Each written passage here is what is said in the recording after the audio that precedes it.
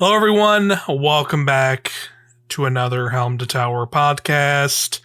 It is our last episode for 2023. Boy, we made it somehow. Ugh. We did it. We did it. That's right. I'm Mike Burgesslow. I'm here with Auri O'Neill. That's right. We're here. I hope everyone else had a nice Christmas. Let's just say, we made it. We didn't. I can't speak for yours specifically. Yeah, it wasn't. I would say the ideal eventful Christmas, but hey, that's just how it is sometimes in the world's ups and downs. But we have fun things to talk about regardless, because we're here to talk about Destiny 2. Believe it or not, it's also had quite the year, which we can talk about. We'll talk about as well here as we kind of here at the end of the year, where we'll catch up on like kind of the last couple of weeks here of like story stuff, and we can just kind of talk about our feelings and thoughts about the year of Destiny as a whole. I think here on this episode, before we take probably like a little break here. It's usually what people do around this time of the year. It's just get relaxed and recharged for a new year in 2024. That's definitely something I'm looking forward to the best efforts I can around here. But let's get into it. Let's see. I'm trying to just recollect the last things we talked about in the last episode. I know we've had a couple weeks go by. I think the big thing that happened was this past week we had an exotic mission drop. Called Starcrossed, so we'll definitely talk about that. New exotic bow came with it. GM Nightfalls are here, so we both played some of that last week. And then a rarity for me. I usually don't, but you and Cam were like, "Hey, let's do this. Let's do it." All right, I want that grenade launcher. I want a roll of it at least. Yeah. So that was fun. We can talk more about that, and then we also had this week with some more story bits. Big story bits. Big story bits. Maybe some story bits that weren't supposed to come out yet. For sure. Happened this week, so we'll probably talk about that as well. But other than that, like how are you doing, Ari? With kind of your current Destiny throws. Like, what do you want to start with here? Dawning is also still happening. Yeah, that's true. The least interesting part of Destiny right now, I'd argue. Yeah. Apparently that new glaive, which I still haven't even gotten a roll of because I haven't been using Arc a lot, sucks. So, Yeah, it has some okay rolls, but it's like not really, but it's just sort of fine. I feel like it's good for people who like don't have the one other Arclave that came out the few like what is it, it's multiple seasons ago last year basically. That was Haunted. Yeah. I like having a great time with Destiny. I feel like part of it has been writing about it, and I did a very fun top 10 Warlock exotics right now. That's right. That as you've classified as a 0 out of 10. 0 out of 10. Yeah, no getaway artists on it. Trash list. Absolute trash. Absolute garbage. Yeah. Just clickbait, basically. Yeah, clickbaited. Apotheosis Veil, get the fuck out of here. Yeah, that's right. Who needs that trash? I'm glad to say that months, weeks, whatever, however much time has passed later, the coil is still like my perfect Destiny activity, because now, like later in the season, it has become, because I'm so familiar with it, it's like I want to build something that's going to be able to get me through the coil. I wanted to give a shout out. One very well known Destiny creator, Mactix. I'm probably saying that wrong, but he does like a lot of build crafting focused videos, and he's been doing a series this season called Can It Build, where his community gives him the kind of bones of a build, and he's going to take it into the coil and see if it's viable.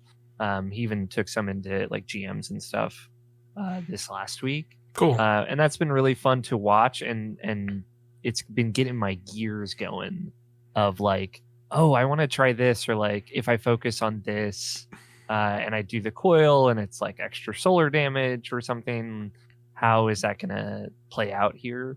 It's been so fun. Like, it is still to me the perfect Destiny activity. I know it's long, and for some folks that isn't it, but like, again, I said before, I can just jump in, make a build, play a coil, and then jump out of Destiny and go play something else, and you get so much stuff for it. Like, I've crafted almost all the seasonal weapons. I just got the trace rifle, the stasis trace rifle today. It's just, I've been having such a great time with it. Feels good to have it, like, to me, this is what it sounds like when people talk about the menagerie, which I did play and thought it was fine. This is like hitting for me of like, yes, I want more Destiny activities like this. The rewards are great. It's fun. It's challenging. I can play it and then be done and be satisfied.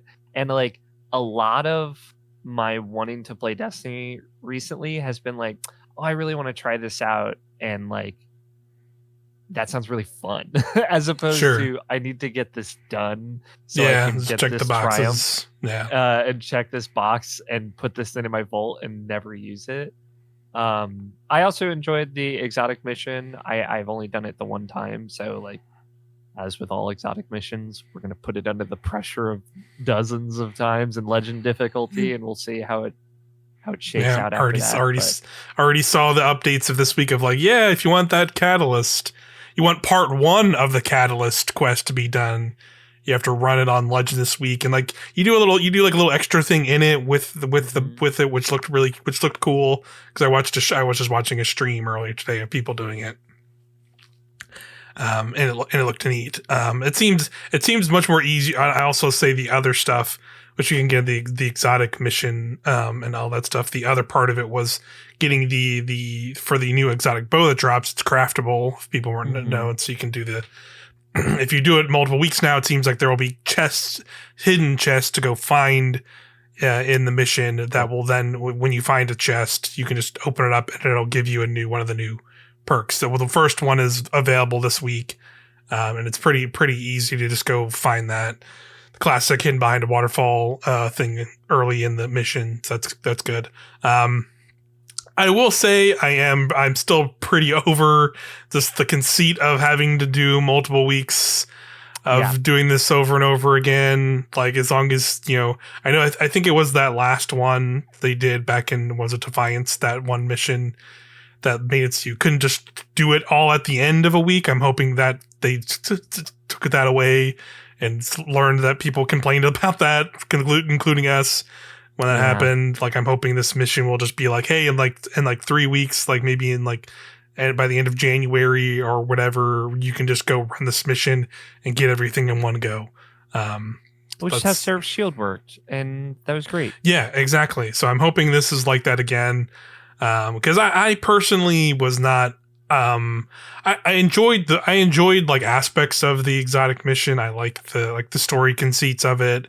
I like that's like back in the Black Garden, because that's always like one of the cooler Destiny environments. New areas. In the Black Garden, it's like a new like environment in there. But I do like the actual exotic bow that you get from it too, like the weapons. Like, that's all stuff I really like.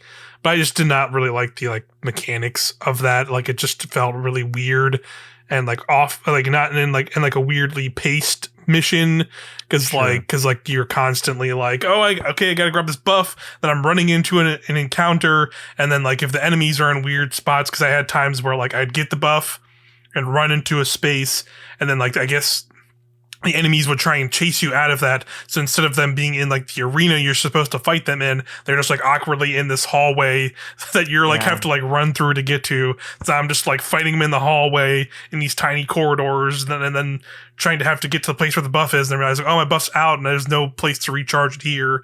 I have to run all the way back, and it's just like it's just a lot of like, you have to like run back and forth from spot to spot, like, and it just like kills the momentum at a lot of those encounters for me. That's just like, I can't.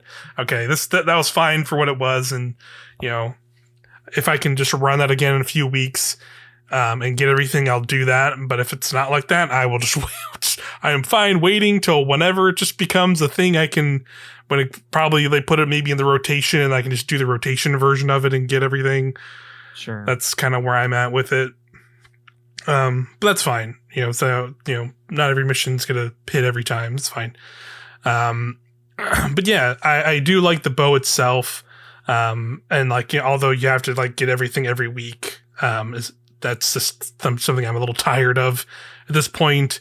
Just because especially like it felt a little bit more egregious with this bow, because you straight up just look at the perk options and it has some perks that are actually perks, but then it has stuff that's just like, oh, this just makes this aspect of it better, period. It's just like, oh well, okay, that's cool, but that just really just make the time gating feel that more egregious, because you're literally waiting for it to literally be like a week later and you're like, oh, now this is just better. Okay, cool. Instead of like, where I feel like before, at least with like, stuff like Revision Zero and Seraph Shield, it's like, okay, I can look at like this week and be like, oh, it's this perk.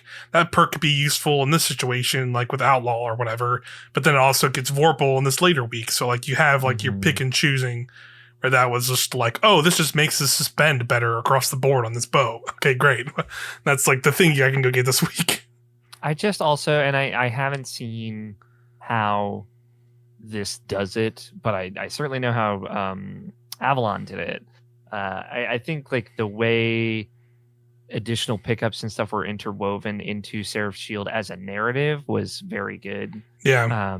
And it felt like you had reasons to go back to the station in Seraph's Shield, like contextually to that season. I don't think that was true of Avalon necessarily. Right. Especially like knowing the final aspects of the catalyst, which are just the 3 perks that you can get, were just completed on legendary. Like right. all of the secret chests and stuff that was for like things you can do in the mission, and the other parts of the catalyst, like modifications to the ammo and stuff like that. I'm with you in that I don't love this forced time gating. Yeah. It just doesn't feel good. There's no way, if we're not going to interweave it into the narrative, like then, or like even thinking back to like Presage, like you got like 5 different versions of the VO for that mission, and that was so cool. And it felt like you're kind of like doing this thorough investigation over the course of weeks. And nothing has quite felt like that since. Yeah, I will say, seeing the little extra thing you do in this mission, it feels a little bit more than what that Defiance, the Avalon mission did, but it still like was not like as grand, I would say, as Presage was, where like you said, like you have like completely new dialogue. This was just like you go to this little spot and there's like you shoot like a constellation. There's like a constellation like basically up in the sky, and you shoot like different parts of it to like form a constellation in the sky, and then you essentially collect it, and then you get like a little like story bit after that that's like Riven talking about Tyrannus, which like the main thing was about.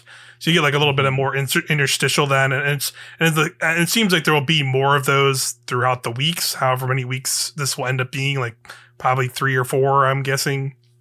Yeah, I will say like this was the first time the Exotic Mission was like mandatory part of the story. I don't remember if Seraph's Shield was. It might have been. It feels like it would have been. I think a more simpler version of it was like you did just like a part of it during the story, and then you had like a full like a bigger, longer version of it at a later point. Having a cutscene at the end of the Exotic Mission, also great reward. Yeah. Having it be like this really sentimental reveal. Everything about Riven and Ahamkara this season has been great. I like how the dungeon is separate completely, but complementary to what's going on. Yeah. I did want to take a minute, especially because I just finished like this week's story. Like I think this week 5, is that what we're in? I think that sounds right. Just as a reminder, we have to do Blind Well again next week. Everyone, prepare yourselves. It was really good. Like I think the density of the story, the different conversations characters have been having, and it's been very good. This was the peak, I think, But like, yeah, that cutscene last week, crescendoing into this, and you got Osiris and Crow and Petra and Mara, like all these different people are present in the narrative, and all these different things are being referenced. I really think it's like, just story wise, maybe, you know, like some people are gonna have qualms with, I have to do this lost sector or I have to do an ascended challenge. I'm always stoked to do an ascended challenge, for the record. But I just think the density of the story, the storytelling, the way conversations, like the way VO in like even just doing the coil at one point throughout this week's iteration of the story, and the different VO that you get for that, like it really feels like a step up in storytelling, especially compared to like Season of the Deep, which I think had a lot of good ideas, but the way it was told was not nearly as strong. Season of Witch was great, but like it felt more bullet pointy. This feels like it has like a flow to the narrative that really is working for me. And I also wanted to, because while we're talking about story, just because I forgot to remind people, I keep forgetting on the podcast, there is a thing at Veil Containment, as promised. I'm sure people probably forgot about that, but it's super fucking interesting, and it ties into this story specifically. It's basically Osiris figured out how the witness got through the Traveler, and explains it. And again, we can talk about the failures of storytelling since Lightfall, and how like they ended that with a bunch of question marks with the intent of answering that over the course of the year, and nobody liked that. But I do, you know, they did answer those questions, and they had answers, and it felt like they did think about it. So I feel better about it, but you know, just wanted to throw it out there. They kept their word and kept that going. So I didn't go there to the thing and actually listen to it, but I think I heard about it. It's basically been summarized in the Season of the Wish story at this point. Yeah, when Osiris first shows up. So yeah, it seems like it's just interwoven with that stuff of like, oh, he's looking into the Vex and like that stuff, and then looking into that, how that's like interconnected with the Veil and stuff. How the ghost basically got the witness through the portal. Yeah. How our ghost did. And then this week had a lot of that too, where like we had the kind of the revelation of like through Savathun's like wish that deals with working with Riven, we've learned that we can only one is allowed to go through the portal. They said only one with how they're setting it up. But then Osiris kind of came through and just like, oh, as long as we just know how it works, we can kind of more or less like retroactively do this, or kind of once they get that one person through, they can open the door basically. Yeah. So that's basically what kind of happened this week.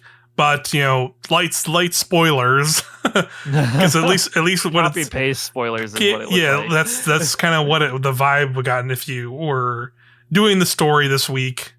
And see if they've tweeted about this too. Yeah, I haven't seen. I've seen like other creators and people talking about it. Like it's, but like they have an exclusive stuff. But also, to be fair, they're probably all on break at this point still. So I'm curious. But I'm curious. It seemed unintentional just how it was how like the story went down in the week, because we were learning like, oh, only one person go through, but they really didn't have it didn't really go further than that, right? But then as you go through each of the quest steps, there's a point where it has you go talk to Osiris, where he kind of explains that the point we just mentioned about, you know, once one's through, we can get him back. In the little text box that kind of after he's like spoken to you that you can read, there's a thing that straight up just says, Crow has gone through, and we need to use it. We just need to like, you know, be good. We just need to have our luck on our side and follow him through. And that's like, that was like not even referenced at all. Like that didn't come up. That was also like, it wasn't also a weird scenario where like if you go read the lore tabs, it was in the lore tabs this week of him just like hopping through the portal without anybody knowing. Yeah, so like it seems like they may have accidentally like had some text up. Like it might have been like text from like a later step that just kind of got mixed into this somehow accidentally. It read to me because it was in like, it was like a text page that you get from the holoprojector, and the bottom two paragraphs looked like read like they were from some other projection from later in the season. Obviously we know like Ikora goes through, and that's what I was thinking, like, oh, we're gonna use the wish to get Ikora through, now we know that they're going to subvert that at some point. Yeah. Right. But she's still gonna get through. Yeah. But yeah, I mean that's cool. It sucks to have like what is probably going to be like a cutscene surprise moment taken away from us, but yeah, that would have been like a good like ending of season like moment of like, oh, we need somebody to go through and something happens and like we were like it's like I could see it like setting up to be us or something. But then they like twist on it and then like Crow like just like has a moment, he just leaps through or something or like flies through or whatever. Knowing that Cade is in there, it's like all of this makes perfect sense. All of this is excellent, and it does genuinely get me so excited for the Final Shape campaign. Yeah. It definitely has like a little bit better setup. It would have been a nice little tease, like twist though, to see that happen. Yeah. But hey, is what it is. At least it wasn't like weird data mining bullshit this time. Yes, just maybe just like a dumb, like a slightly unfortunate error on their end. Mm-hmm. But yeah, that's overall, yeah, I generally agree with you. Of like I've liked the story somewhat this season, even if like a lot of the other aspects of it have not been hitting as much as I would have liked it to. Just because it's it's a lot of the same rigmarole of like, all right, go check the boxes for the week. Still, you can do some challenges or whatever, and then like I still would have liked a little bit of differentiation, like they kind of said they were going to do, like they did with Season of the Witch, and now this one. I was hoping they would have more separation from that, but sure. Is what it is. It's fine at this point. We only have. I think this is week 5, so we only have a couple more weeks, like 2 weeks, 2-3 weeks, and then maybe some like epilogue-y stuff as we get later into the months. But yeah, that's mostly the story stuff. I don't think there was too much else. Thoughts on GMs on the GM? Yeah, GM wise, we did like a Shadows last week. Because the new grenade launcher that is one of the new Nightfall weapons was out. I did a run with some clan buddies before we did our run, and got terrible rolls, and so I was like, dang it! And then luckily, our friend Cam has been on the show previously. Was like in our chat. I was like, hey, I want to do some GMs or like a dungeon or something, and I was like, yep, let's do it. Got my Lead from Gold, Volt Shot, Undercurrent. Nice. Grenade launcher also has Demolitionist in that first slot as well, so very good. I like that one quite a bit. But yeah, GMs overall, like I felt similar to what I remembered running like Shadows earlier this year, but it was admittedly a little bit easier, actually, believe it or not. But it still was like the same. It was still like the same issue points where it is just like if the meatball is still just like a miserable fight. Because you just have to like literally like your only option is to hide in that back corner and just kind of slowly plink away at it, and then hope not to get picked off by a random billion things being flown at you through those little holes. That part sucks. This is my first time doing revamped Lake of Shadows because I'm trying to think. I did maybe one. No, I did some GMs this year because I got that fusion rifle, the high impact. It was at some point. I don't remember. I think maybe Season of the Deep. And then the Haze. I helped you maybe do some GMs. I can't remember.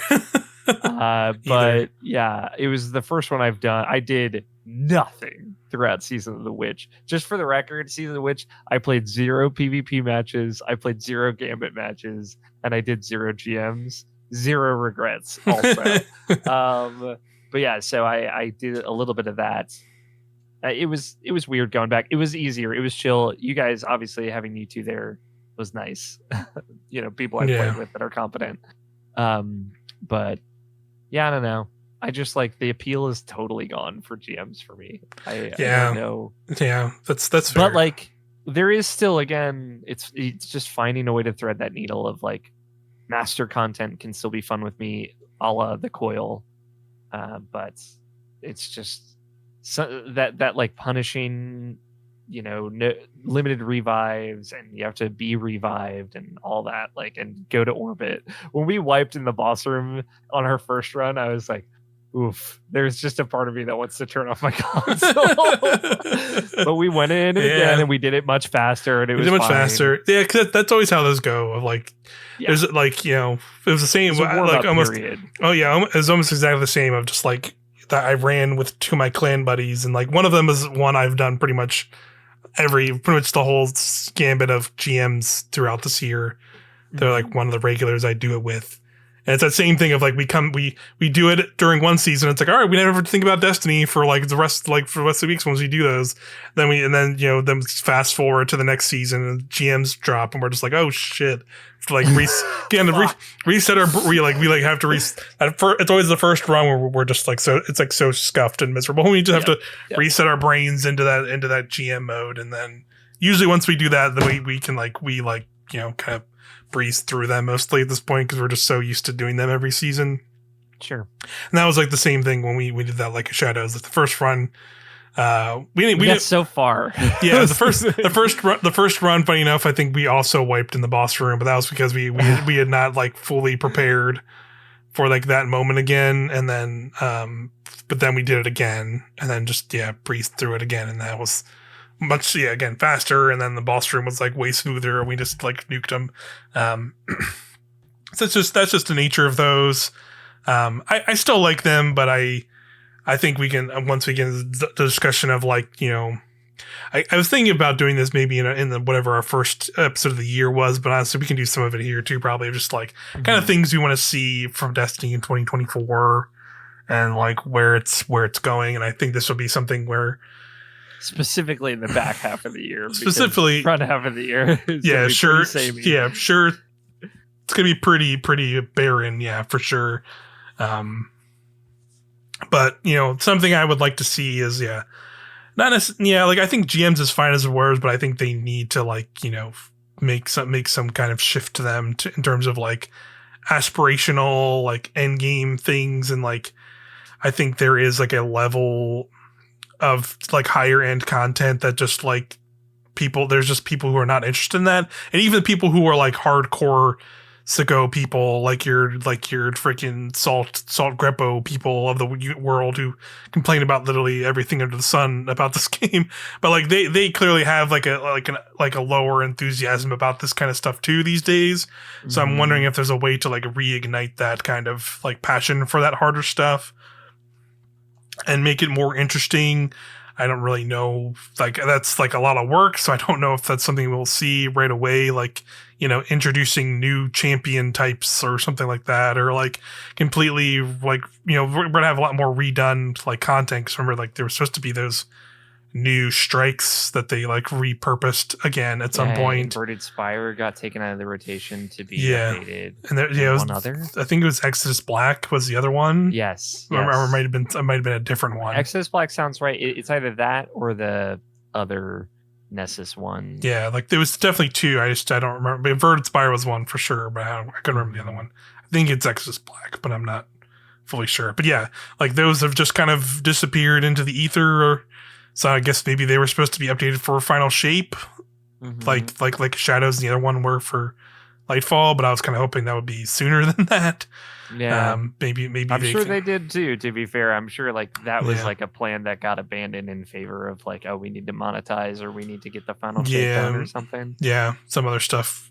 Yeah, there clearly was definitely a lot of shifts behind the scenes this year for sure to figure out what's going on and redo some stuff. But the multiplayer map pack team.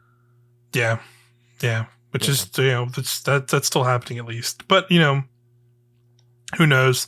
But yeah, that's maybe something we can talk about more. We can kind of get our thoughts together for that whenever we come back in 2024 with a new episode, and just have like what do we want to see? Let's talk about like, you know, more in depth conversation about that kind of stuff. New content, new other things, new changes to stuff in the game, whatever it be. But we'll do that at some point for sure in the new year. But yeah, that's you know, we largely talked about stuff already. Destiny stuff. Destiny this year, man, has been quite a weird one. I mean, it started I think it's, going into Lightfall, we were all obviously very excited as always, starting off the saga. It's funny. I'd like argue going into Lightfall, I was the most hyped about Destiny I've ever been. Yeah, that's probably you're probably right. It definitely was high up there. That's part of the problem, Yeah.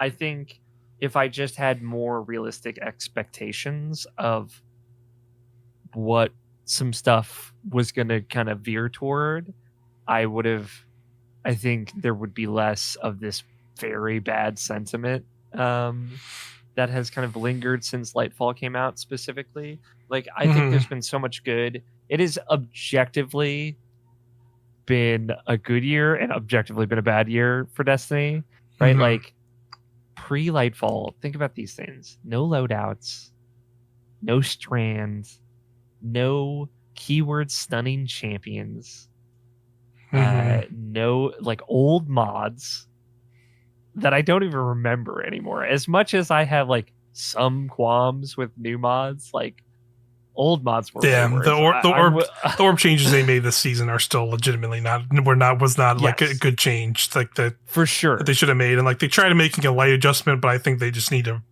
revert it back to what it was and then maybe go back to the drawing board if they really want to change how that stuff works again, because I just don't think that was wells before Lightfall, right? Yeah, wells, ore mine cells. Yeah, ore mine cells were gone for a little bit longer than that, but yeah, elemental wells. Yeah, that was definitely. You said that right there. I was like, oh yeah, that's very different thing. I mean, like the orbs are just essentially that now. These days, they just basically made orbs of power the one thing that everybody can use for all that stuff. Yeah, but I think that's a good change. The ability regen stuff that they've been doing, questionable again, but I do think the elemental well is kind of like suffusing that into, and like fire sprites and all that, like I think all those are good changes too, that like being able to like build stuff into your fragments slots without having to worry about mods like is good. Like being able to just generate orbs from a fragment is really cool, and I think a good change for the overall build crafting in the game.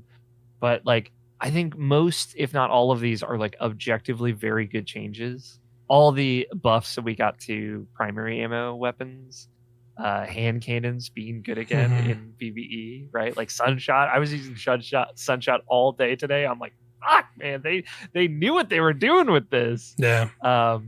So like it has been such a good year for people like us who have played Destiny for so long.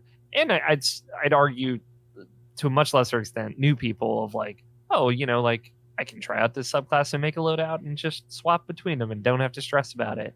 Like that stuff helps new people too. There's a lot of other things in the way of that. But they have to get through a lot of stuff to get to that point, to be fair. So I don't know. So I don't know if it's like that big of a thing for new people, but it is like it is a good quality of like feature that like the game is like way like, better for.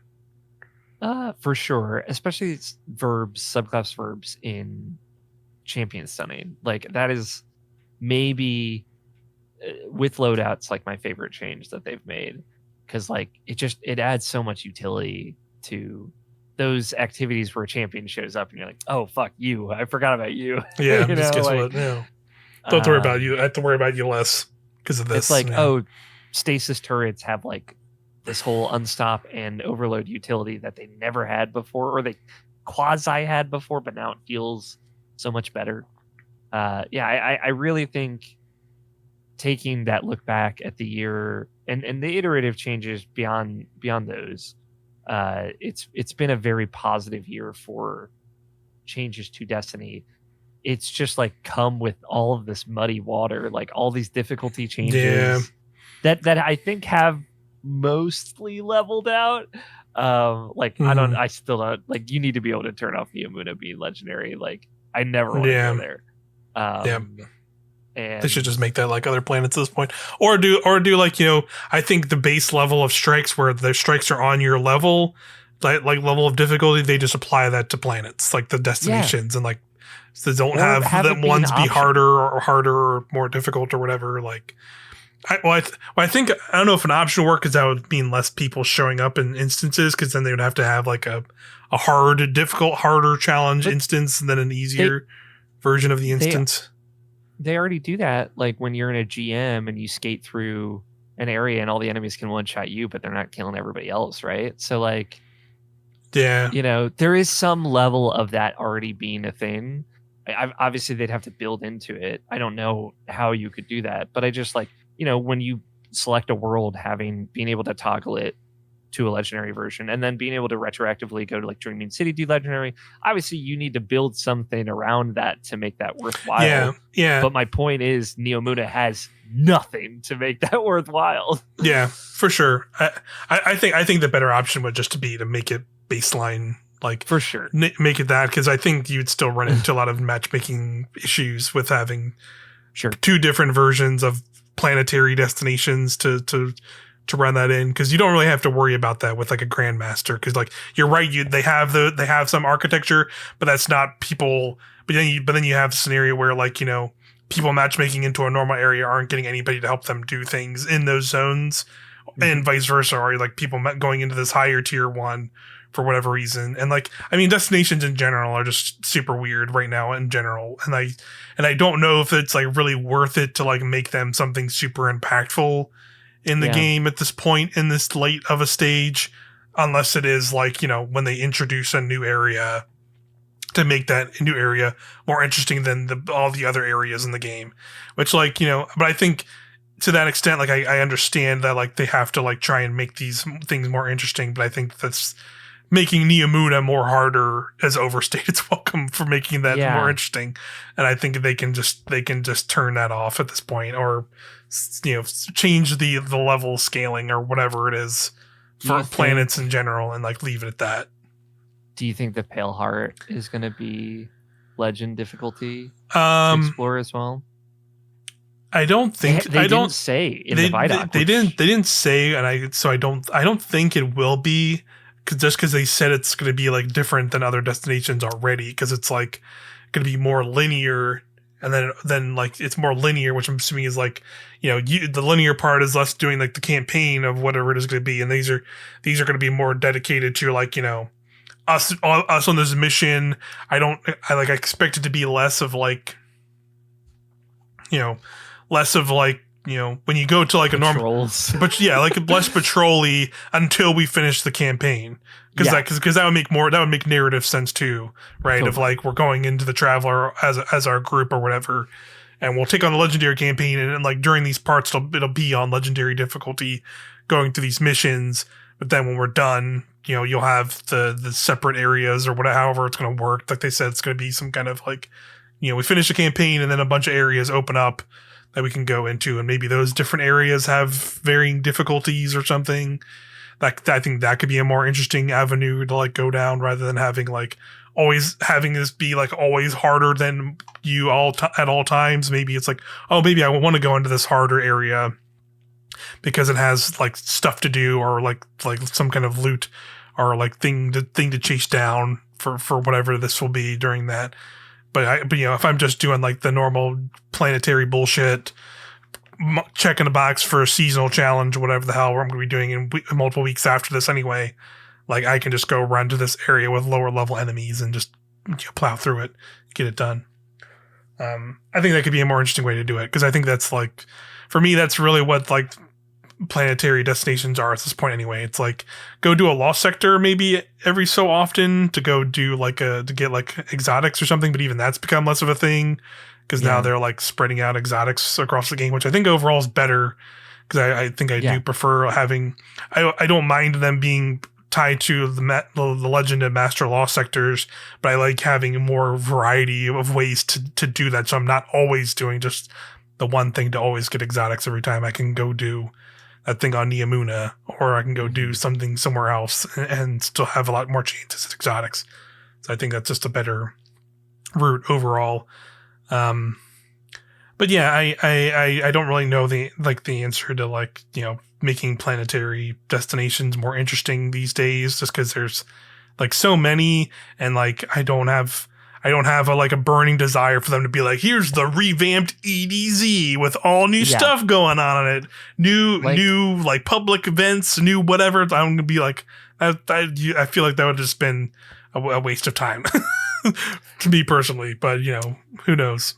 To me, like, because I'm sitting here thinking about it while we've been talking about it, like, what would I want out of a new patrol zone or like redone destinations? Like, I need to be able to have a hub town in the destination that's just a load point that I can walk out of into gun shooty territory, right? Like, give me, like, put a city or a social space within a patrol zone, right? Like, yeah, like that's like you can go there and do like your vaulting and your like, maybe there's like facsimiles of some of the vendors that you would see in the tower that could just, you could just pull that stuff from there. Like, that would be good for sure. That's one, right? And then I need to be able to walk to a place that I can launch an activity like the coil, not even launch an activity, walk into an activity like the coil, begin, spend 10, 20, 30, whatever minutes there, get my loot, and then walk out without having to load, right? Like, that is what they need to be. And there needs to be multiple of those kinds of things to do. That, maybe put a flag down so people can, like, group up for it and stuff like that if they want to, like, actually party make.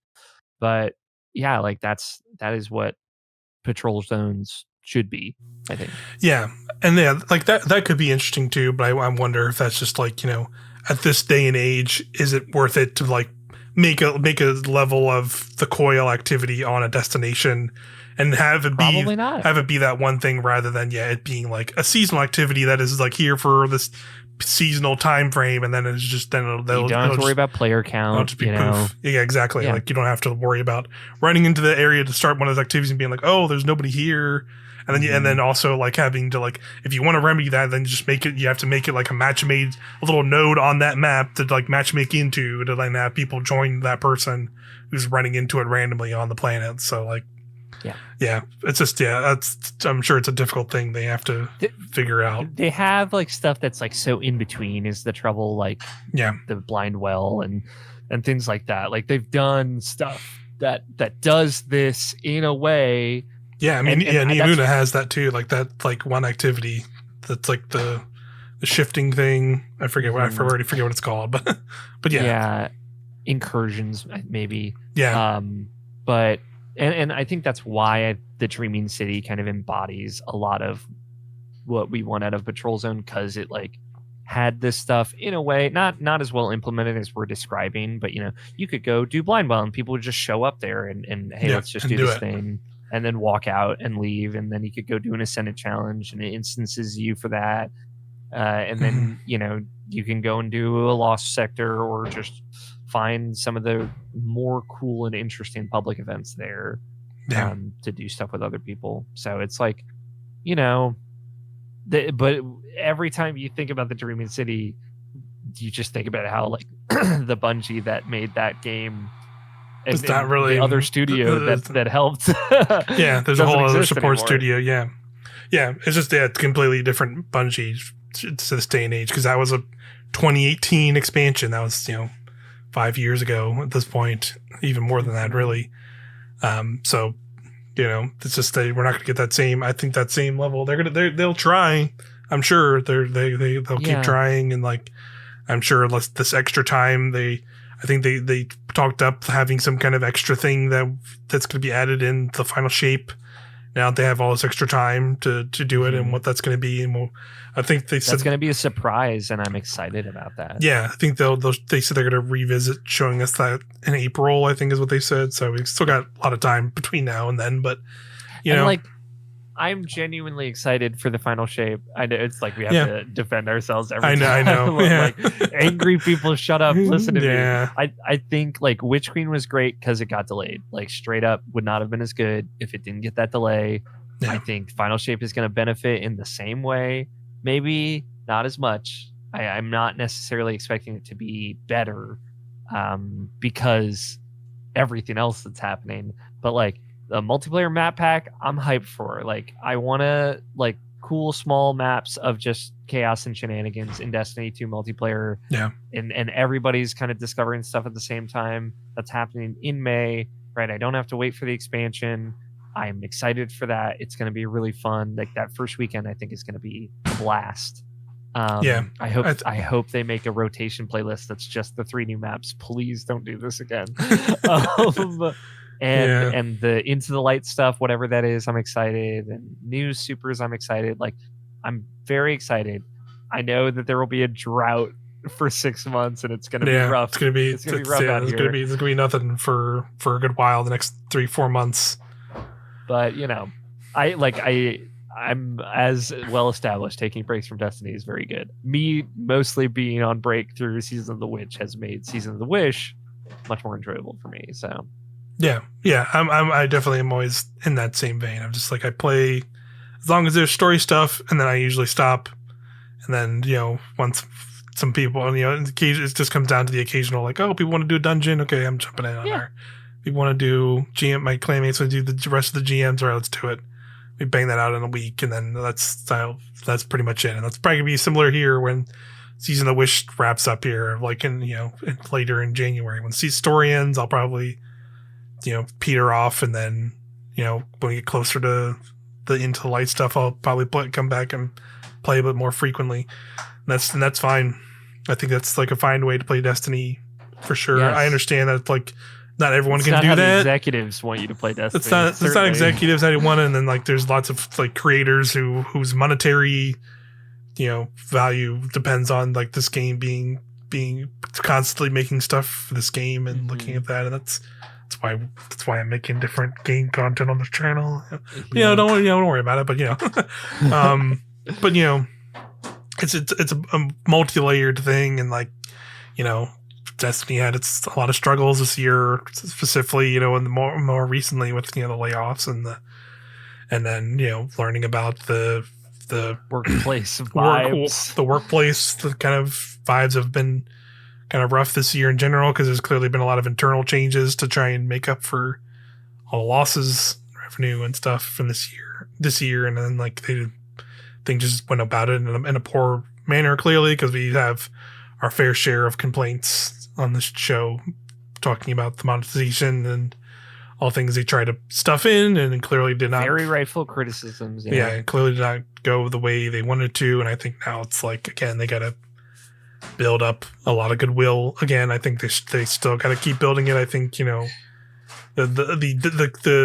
quiet has it's, I think everything has kind of died down from the whole vitriol of all that, but I think it's still underlying there. So I'm definitely curious when we come into the new year if they're going to have a lot of things to talk about, a little bit more about like, hey, here's some plans we have for like maybe some extra things during this kind of downtime before we get into the Light stuff, or some other things that maybe they already were working on that we didn't know, but just all the other stuff that happened with that stuff. Yeah, I'm sure there's a couple things here or there they could talk about. I think so. I think they're going to take their like 2-week holiday break and hopefully recharge a bit before we hear stuff like that. But yeah, for sure. I hope they get some rest. Everyone working on Destiny, please. Yeah. I know it's been rough. Yeah, this whole collective year, for the industry has been pretty brutal. So it's been so brutal. So I'm definitely hope everybody enjoys a holiday break. We're taking one ourselves because it's been rough out here. It's been rough out here, and it's also like for certain people's day jobs and things like that. This is like I'm like realizing, and I know I messaged you the other day about it, but like I was like, oh, this is why I don't do Game of the Year anymore. It's because I work retail and Game of the Year happens in December. Like that is truly more than anything else the reason that I don't do Game of the Year anymore. It's just like my life has killed me. So when I come home, it's like I don't want to argue with people. I just I'll write up a little list and then go to bed for 3 days. Yeah. It's easier to just take it easy. Do you have any end of year thoughts on Destiny? Any other? Yeah. I mean, overall, it was an up and down year. I definitely remember going into Lightfall, being very, very excited, very excited for all the changes, the loadouts and Strand and seeing all this stuff. And then, then I remember just having that remembering of like coming out, and then remember us playing the Legendary campaign and having a like generally good time. To be fair though, like I was not really like super into like following all the story beats and moments as much during that. Just because we're like playing and it's like, oh, there's all this other new stuff, like new subclass, new weapons, blah blah blah blah, and you just seeing like, all the new stuff all at once, you know, kind of gets that wow factor. But I remember coming out of that honeymoon, and then like I remember playing this on multiple characters and running through it and being like, oh, okay, yeah, I kind of see what people are saying. This is a little all over the place, and you know, feels slapped together as it clearly was in some respects, because I know this was not originally like the original plan for all this stuff, this extra expansion. So yeah, I definitely remember like kind of remember I already can see it in my own ways of playing how like a lot of other people probably fell off this year and things went down. Because I remember playing Lightfall and like enjoying it, but I remember like falling off of Destiny a lot sooner than I normally would right after an expansion compared to like previous expansions, where I remember like having, you know, after like Witch Queen and even like Beyond Light, of like having weeks after that of like, you know, us getting together, doing the new raid, doing new stuff, or doing these little things here. So much. You know, I mean, I think some of y'all did, because you had a group that like one of the thing I did significantly less Val than I think a lot of other raids when they came out. Like I don't even have all the crafted weapons compared to other ones, because I think some of that's just naturally because I think we had a group you got a group already together, so I was like at that point it's like I don't bother. Also it's time wise, like that was I don't bother. Yeah. I was on leave in that era of my life. We were playing at like 2:00 in the morning most of the time. It was unhealthy. Yeah, very much so. No need for FOMO. It was bad for everyone involved. But yeah, and I think I definitely lost a little bit of interest like during that time sooner than I remember. Now like thinking back on it now. So, you know, going into it, and I remember like, you know, I think I kept having that moment of like, all right, I want Destiny to like get me a little bit more excited again. So I remember going into Season of the Deep, hoping that was it, because like, all right, Titan's back, baby, this is gonna be good. I'm liking the premise of this season, and then hopping into that season, you know, being still kind of the same kind of back and forth, playing that 6-player activity, which I kind of just found kind of boring. And then salvage was not good. And then, you know, seeing the weapons were like the more, you know, we've had plenty of years of reskinned weapons, but you know, this felt a little bit more egregious reskinning and reuse of weapons in a less interesting way, because they weren't like craftable. And I know people have like weird thoughts and feelings about craftable weapons in Destiny, and how it's like driven down the excitement, and I think I disagree with that stuff. I think I think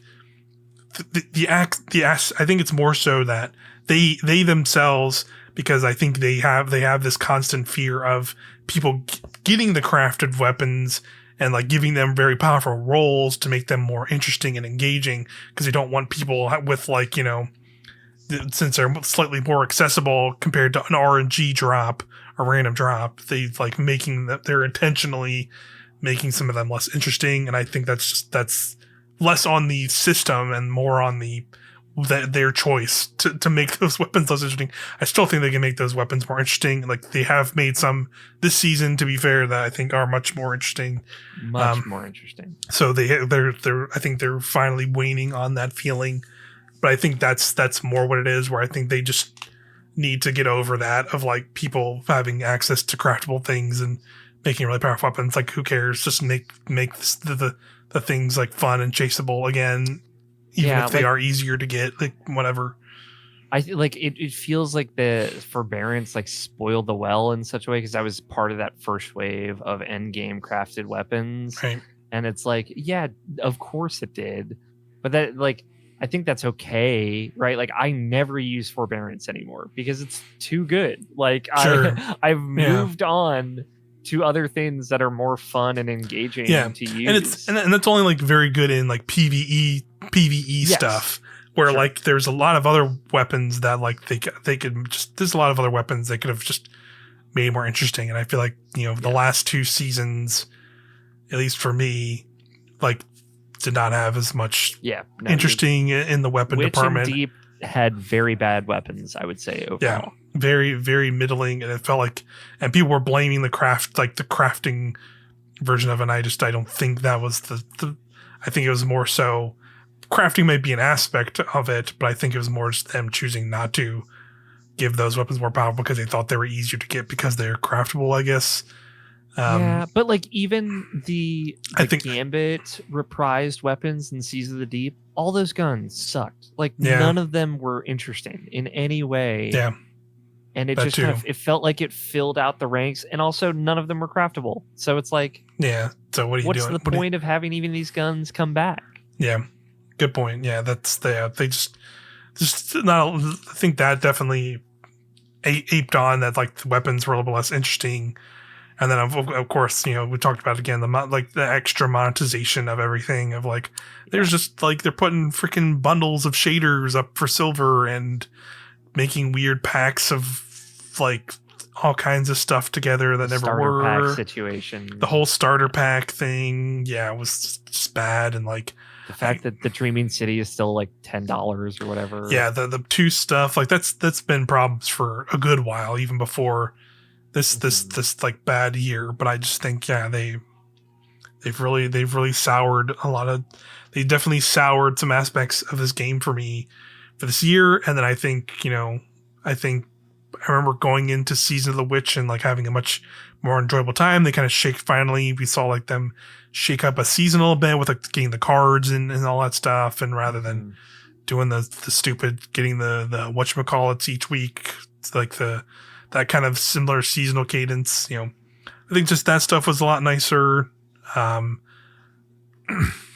But then, of course, by the end of that, we got the layoff news that kind of hurt a lot of stuff. Like right in the middle of the Festival of the Lost too, and that event was like they kind of they added the legend difficulty, which I just didn't enjoy. Yeah. It's just like, oof, it was a 1-2 punch for enjoyment of Destiny in that moment. Yeah. And then and now we're here in Season of Witch, only like a few weeks later or a month later or whatever. And like this, generally positive on this season, but I think it was just like the drawback of like they kind of just did the same thing again. And I think I've hit my point of like I'm just ready for like the new things. And I know that's coming. I know like we're still a ways away. So I think I've kind of just like mellowed out on my mellowed out from like not like upset or mad or like excited or like hyped for like things to come, because I just know it's like we're still pretty far off from like the things I think that could really get me super excited in a way I think I was for Destiny before we got into Lightfall. But yeah, part of me is super excited for it to be over. yeah. But like, I like a good ending, right? Like, it's really fun. I've been thinking a lot about like when I started Destiny 1, like when I jumped into the Taken King and I had no fucking idea what was going on. I'm like, how I could now like recite to you one of the books of sorrow or some shit, like how my relationship with Destiny has changed. And I'm like, I think like the real scary unfortunate reality is that there is a very real possibility that Destiny will cease to exist after the final shape, sooner more than later. And that's a huge bummer. And FOMO has always been like a big part of the conversation around Destiny, and we will have finished it and been a part of it. And it already is true, but like people will never be able to see some of that. Potentially all of it. More again sooner rather than later if post final shape Destiny does not pick up in the way that PlayStation wants it to or Sony wants it to, and that's terrible and terrifying. But like, I'm very grateful to Destiny, and it's been such a unique video game and experience, and I'm so excited to see them wrap it up, please, hopefully in a good way. Yeah. That's all you can hope for now. Is the point is like, if they can at least hit everything they need to hit with the final shape, even if that's like, and even if like they just nail that and maybe whatever's to come after it still isn't enough to keep people into it. And they have to finally just kind of be like, yeah, we're done doing Destiny 2 stuff, and we're gonna move on to a new thing or marathon, or like they finally push him to like do like a new Destiny or whatever, like whatever that is. We'll just have to see. I mean, I think we're at least gonna see it through the episodes. That's kind of where I'm feeling, at least, just because they've already kind of dedicated that, like people are spending the money to get the final shape, and then the 3 episodes after that. So I could see them at least going through till that. Yeah. But we're just gonna have to wait and see. I would like it to continue. I think we both are that way, but also just kind of you have to sit here and be realistic about it. We're watching. We're talking about video games as a whole, and like you and I are watching the trends, and we're living in it. Like a lot of like, hey, Suicide Squad, like is coming out, Skull and Bones, whatever. Whatever it is, like these live service games are in like super real danger, and because of this year, we know that danger trickles down to the people that works on them. And without those people to make these games, like, you think somebody's going to apply for a fucking live service game director job now? Like, no one is. They know what the vibe is. The people know what the vibe is, and they don't want to have anything to do with it, which means publishers aren't going to be making these games, which means the ones that exist are either going to have to thrive or die. Pretty much. And that's so scary. Or like scope in a way that makes sense to like them not being these insanely massive things like that, like the everything game that like I think a lot of places chase after, and they have to like instead rather look at what works for their thing and do that and dedicated to that, because it's seeing it constantly where I think the real problem with live service things is not necessarily the live service aspects of it. At least I personally think that I know there are people who definitely see that still as like a gross term or like a bad term or things people don't like about it. But I think it's more just like that the properties these companies are trying to prop up as a live service game, like the exact mentions of like no one wants to play, have a battle pass, Suicide Squad, and like be leveling up a battle pass in a game where you're playing those characters in a different game. Totally. Like the finals just came out. It's a multiplayer shooter. Like not something interested in me, but like that's a game where that stuff makes sense. They should be chasing that stuff in a PvE game like Destiny, like Wayfinder, which I've been covering on the channel. Like they have their own version of the battle pass. It is tied into like leveling up, and like it makes sense within the realms of that game. And they are like doing it in a much smaller capacity compared to like other big games like Destiny does, and it makes sense within that. And it already has like it's a pretty small community because it's only in early access, but it's thriving because of this smaller, really dedicated, passionate community that's like wants to see this game through and push it up to higher levels, and with the team, the development team. So I think there are ways where live service games make sense and like have their place, but I think just the constant large devs, like you said, like the Suicide Squads of the world, and the other, I'm sure there's plenty of others that have come and gone, the Anthems, and like these huge publishers, the Avengers, who try and like put the stuff in a game where it doesn't make sense, or like look at it from a very specific way, or like take a team that was never built for that in the first place and tries to force them into making one of those where they never should have in the first place, because like a lot of those games had that exact problem as well. Yeah. So, but yeah, and you brought up a good point too of just like the massive amount of layoffs and studio closures we had the past year in the game industry across the board, like over 10,000 people. Yeah, and like humans who are like are out of the job, trying to find jobs. And like don't know where to go, because we haven't done an episode in a couple weeks, and we don't generally cover general game news here, but like multiple studios close and dozens more layoffs happen the week before Christmas. Like unfucking believable shit. Just truly heinous, and it's so terrible. Infuriating. Yeah, it's disgusting stuff.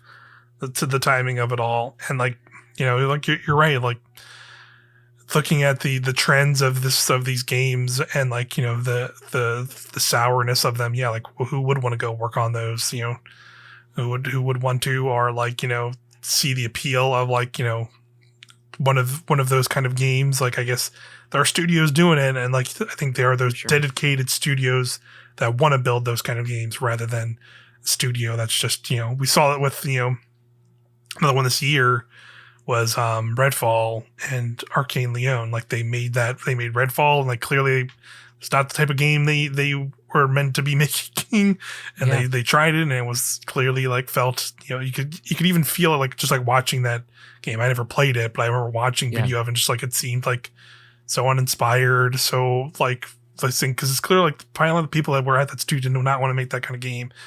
Maybe there were some there that wanted to. Maybe there were others, but like clearly they didn't want to make that. And now they're making like, I'm gonna make a freaking Blade game, and that makes way more sense for that studio. Makes perfect sense to go do and make that, and that's gonna be probably an incredible game because that's the thing they want to go do and make. So I think they need to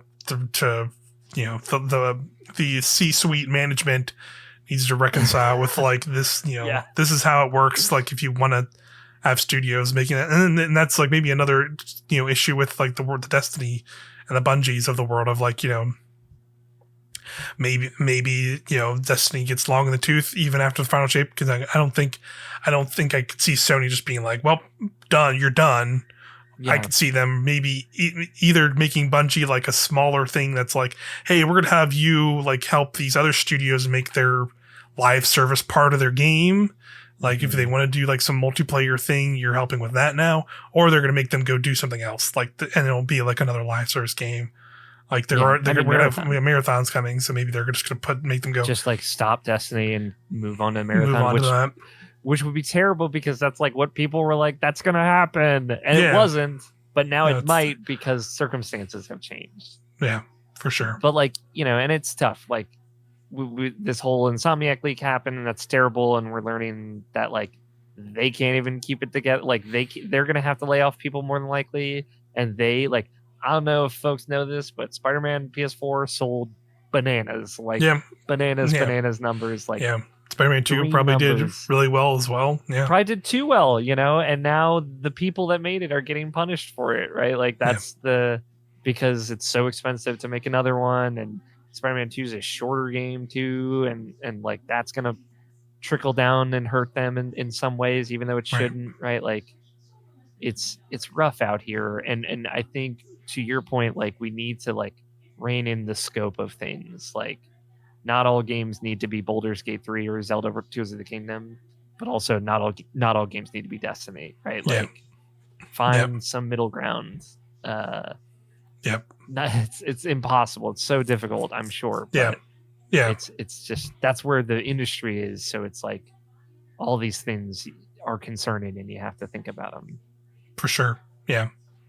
But industry tangent aside, there's a lot of stuff to think about. Larger than Destiny this year, but Destiny is affected by it. Up in it just as much, right? Yeah, exactly. Destiny is part of why there are so many live service games. Yeah.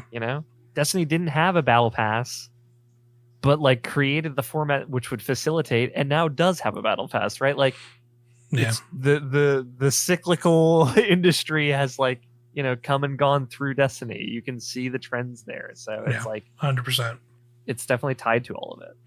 Yeah. And it's again, we're just all, and also, obviously we're just kind of talking a lot of conjecture of like things that could potentially happen to Destiny in the future, but things that also couldn't happen in the future. We just don't know, but it seems like, very trending in that way. And that's could be we could see how it goes, but they're going to try. Clearly they pushed back the final shape. They want to make it better.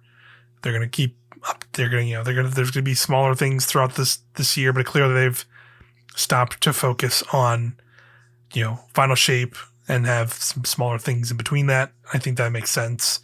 Maybe that's like also the future of Destiny is like, having these, maybe they will go, circle, make the full circle back to like what Destiny was before, maybe even where it's like, we have bigger updates when they hit, but there's more downtime in between them rather than we get week after week after week of new things like they're doing now, where they piecemeal stuff out every week, Mm-hmm.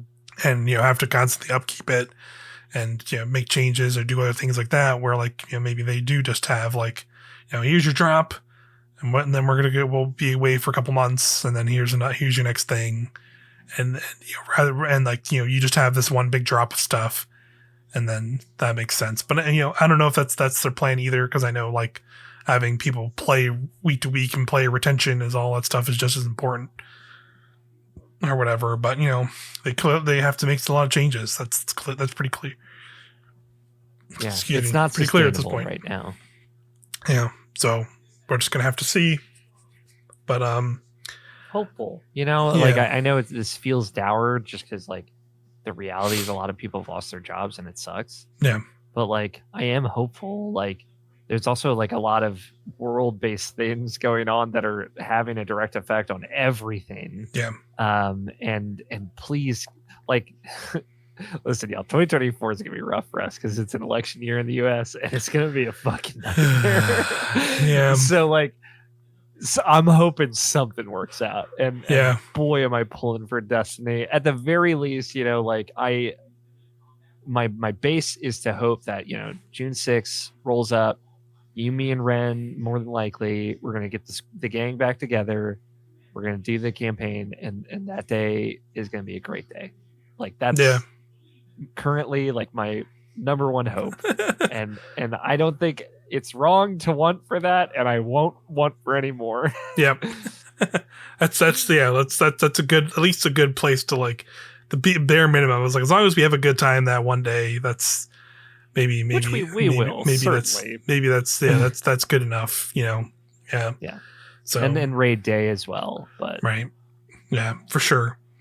But yeah, I think that's gonna do it for this episode with our big topics. I guess that's what you get into with the current state of things, as we mentioned. Yeah. And what to expect. Well, I think next time we'll talk about. Again, once we'll probably come back, it won't be like super long break because I think they come back with like a weekly blog on the 12th, I think is what they said. So we'll probably be back after that week. Yeah.